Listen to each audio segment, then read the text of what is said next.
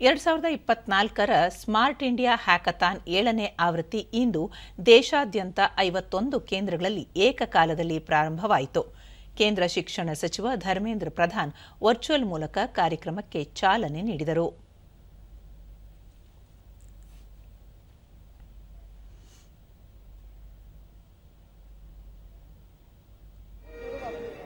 Transfer at AICTE.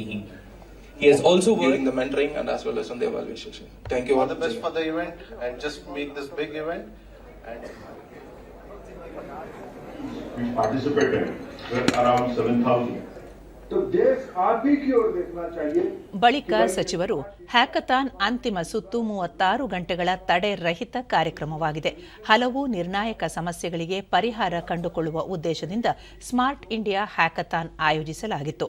ವಿಶ್ವದ ಹಲವು ಸಮಸ್ಯೆಗಳಿಗೆ ಭಾರತ ಪರಿಹಾರ ಹುಡುಕುವ ನಿರಂತರ ಪ್ರಯತ್ನದಲ್ಲಿ ತೊಡಗಿಕೊಂಡಿದೆ.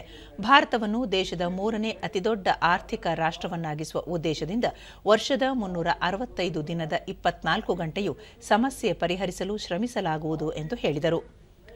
ಬೆಂಗಳೂರಿನ ನ್ಯೂ ಒರಿಜಿನ್ ಇಂಜಿನಿಯರಿಂಗ್ ಕಾಲೇಜಿನಲ್ಲಿಂದು ಆಯೋಜಿಸಿದ್ದ ಈ ಉಪಕ್ರಮದಲ್ಲಿ ವಿದ್ಯಾರ್ಥಿಗಳು ಪಾಲ್ಗೊಂಡಿದ್ದರು.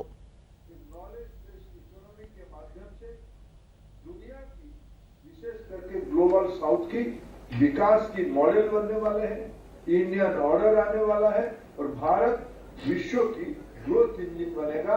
इस सब के ड्राइवर और पायलट आप ही लोग हो. इसी विश्वास के साथ आप सभी को अनेक अनेक शुभेच्छा. फिर हम शाम को मिलेंगे. धन्यवाद. ಪ್ರಾಂಶುಪಾಲ ಮಂಜುನಾಥ್, ಆತ್ಮನಿರ್ಭರದ ಭಾಗವಾಗಿ ಈ ಸ್ಮಾರ್ಟ್ ಇಂಡಿಯಾ ಹ್ಯಾಕಥಾನ್ ಆಯೋಜಿಸಲಾಗಿದೆ.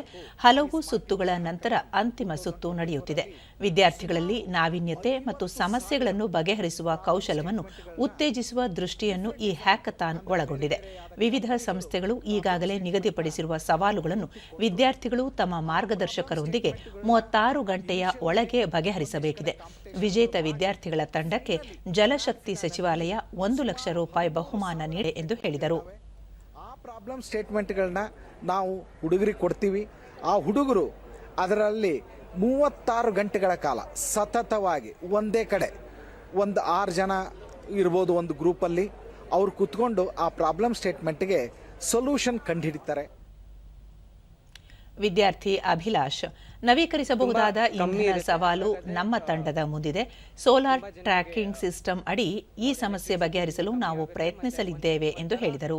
ಗವರ್ಮೆಂಟ್ ಸೈಡ್ ಇಂದನೂ ರಿನ್ಯೂಬಲ್ ಎನರ್ಜಿ ಪ್ಲಾನ್ಸ್ ಮೀಟ್ ಆದಂಗೆ ಮತ್ತೆ ಜನರ ಕಡೆಯಿಂದನೂ ರಿನ್ಯೂಬಲ್ ಎನರ್ಜಿ ಪ್ಲಾನ್ಸ್ ಮೀಟ್ ಆದಂಗೆ ಸೊ ಅವಾಗ ಆ ಥರ ಫಾಸ್ಟಾಗಿ ಹೋದಾಗ ತುಂಬ ಎಂಪ್ಲಾಯ್ಮೆಂಟ್ ಕ್ರಿಯೇಟ್ ಆಗುತ್ತೆ ಮತ್ತು ಜಾಸ್ತಿ ರಿನ್ಯೂಬಲ್ ಎನರ್ಜಿ ಗೋಲ್ಸ್ ಮೀಟ್ ಮಾಡ್ಬೋದು ಮತ್ತು ಪೊಲ್ಯೂಷನ್ ಕೂಡ ಕಮ್ಮಿ ಆಗುತ್ತೆ ಮತ್ತು ಫಾಸಿಲ್ ಫ್ಯೂಲ್ ಡಿಪೆಂಡೆನ್ಸಿ ಕೂಡ ಕಮ್ಮಿ ಆಗುತ್ತೆ.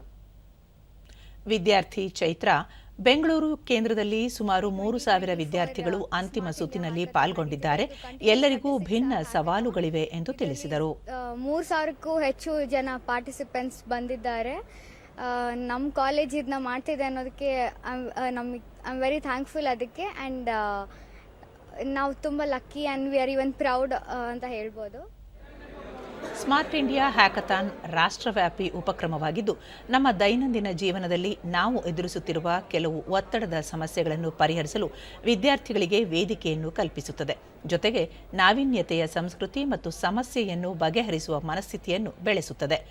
ಹಿಂದಿನ ಆವೃತ್ತಿಗಳಂತೆಯೇ ವಿದ್ಯಾರ್ಥಿ ತಂಡಗಳು, ಸಚಿವಾಲಯಗಳು ಹಾಗೂ ಇಲಾಖೆಗಳು ನೀಡುವ ಸುಮಾರು 17 ವಿಷಯಗಳ ಸವಾಲುಗಳ ಮೇಲೆ ಕಾರ್ಯನಿರ್ವಹಿಸಲಿವೆ. Smart India hackathon grand finale ವಿವಿಧ ಸಚಿವಾಲಯಗಳು, ಸರ್ಕಾರಿ ಇಲಾಖೆಗಳ ಅಧಿಕಾರಿಗಳು ಮತ್ತು ವಿದ್ಯಾರ್ಥಿಗಳು, ಶಿಕ್ಷಣ ಸಂಸ್ಥೆಗಳ ಶಿಕ್ಷಕರ ನಡುವೆ ಮುಕ್ತ ಸಂವಾದಕ್ಕೆ ವೇದಿಕೆಯಾಗಿದೆ.